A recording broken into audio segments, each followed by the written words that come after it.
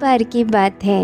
एक छोटे से गांव रामपुर में एक किसान हरिराम अपने छोटे से खेत में मेहनत करके अपने परिवार का पेट पालता था। हरिराम ईमानदार, परिश्रमी और नेक दिल इंसान था। वह हमेशा दूसरों की मदद करने को तैयार रहता, चाहे खुद को कितनी ही मुश्किल क्यों ना हो। एक दिन हरिराम खेत से लौटते समय रास्ते में एक बूढ़े आदमी को देखा जो पेड़ के नीचे बेहोश पड़ा था।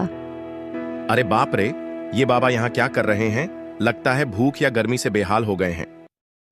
हरिराम ने अपनी पोटली खोली और उसमें 2 रोटियां निकाली और बूढ़े के मुंह में पानी डाला।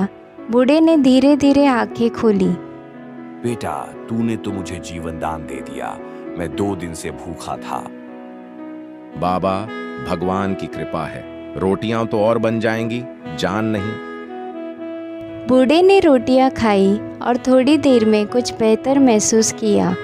फिर उसने जेब से एक छोटा सा थैला निकाला और हरिराम को देते हुए कहा, बेटा, ये लो, इसमें एक जादुई बीज है। इसे अपने खेत में बो देना, लेकिन ध्यान रखना, इसे बोते समय कोई लालच या स्वार्थ मन में मत लाना।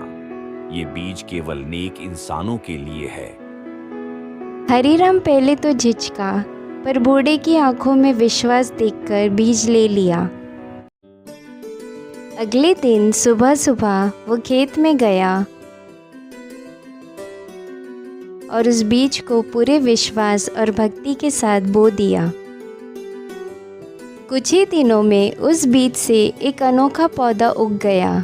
देखते ही देखते उसमें फल आने लगे, पर ये फल आम नहीं थे, वे सोने जैसे चमकते थे। हे भगवान, ये क्या चमत्कार है। वो फल लेकर घर आया और अपनी पत्नी लाजो को दिखाया। ये तो सोने जैसा लग रहा है, कहीं कोई धोखा तो नहीं? हरिराम ने एक फल को बाजार में जाकर जौहरी को दिखाया। जौहरी ने देखते ही कहा, भैया, ये तो असली सोना है, कहाँ से लाए इसे? हरिराम ने झूठ नहीं बोला और सब कुछ बता दिया, लेकिन जौहरी लालची था। उसने गांव के सरपंच को जाकर ये बात बता दी। कुछ ही दिनों में गांव में ये बात फैल गई और लालची सरपंच ने हरिराम से पौधा जब्त करने की ठान ली। हरिराम, गांव के खेत गांव के होते हैं, जो कुछ वहां उगता है वो भी गांव का होता है। पौधा हमें दे दो। सरपंच जी, ये पौधा एक भूखे को रोटी खिलाने की नेकी का फल है। ये मेरा निजी खेत है और बीज भी मुझे ईश्वर का आशीर्वाद समझकर मिला था। सरपंच ने जबरदस्ती करने की कोशिश की, लेकिन उसी रात अचानक उस पौधे से सारे फल झड़ गए और पौधा सूख गया। हरिराम बहुत दुखी हुआ, लेकिन उसने कोई शिकायत नहीं की। वो फिर से अपने मेहनत में लग गया। कुछ हफ्तों बाद वही बूढ़ा आदमी फिर गांव में आया और हरिराम से बोला, बेटा, तूने एक बार फिर नेकी की मिसाल पेश की। तूने लालच नहीं किया, ना ही विरोधियों से लड़ाई की। तूने संयम रखा। बाबा, मुझे जो मिला था वही बहुत था।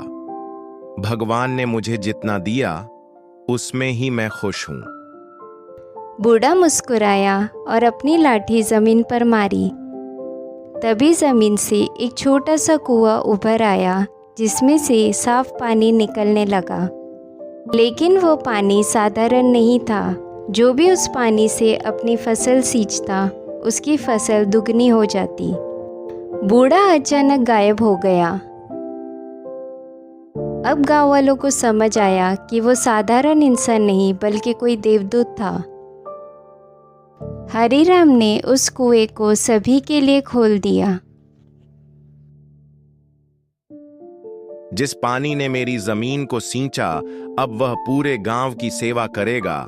गांव वाले भावुक हो गए और सरपंच को भी अपनी गलती का एहसास हुआ। हरिराम, तू हम सबसे बड़ा है। तूने सिखाया कि नेकी का फल कभी व्यर्थ नहीं जाता। उस दिन से गांव का नाम बदलकर सच्चापुर रख दिया गया नेकी कभी बेकार नहीं जाती। अपनी नीयत साफ हो और मन में दूसरों की भलाई हो तो ऊपर वाला खुद रास्ता बनाता है। अगर आपको ये कहानी अच्छी लगी हो तो प्लीज़ लाइक और सब्सक्राइब करें।